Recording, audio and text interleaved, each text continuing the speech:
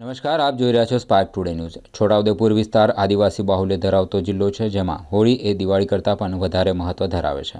મા મહિનાની પૂનમ હોય, આદિવાસીઓએ હોળીનો દાંડ રોપી 1 મહિના અગાઉ હોળીની તૈયારીઓ આરંભી દીધી છે।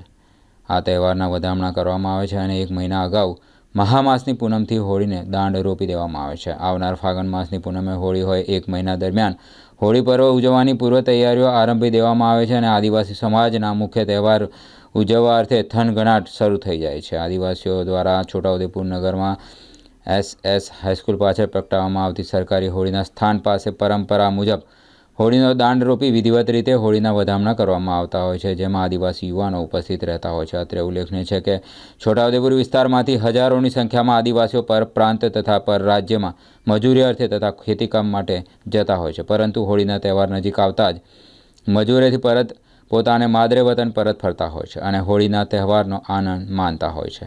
ધામધૂમપૂર્વક હોળીનો તહેવાર ઉજવવામાં આવે છે।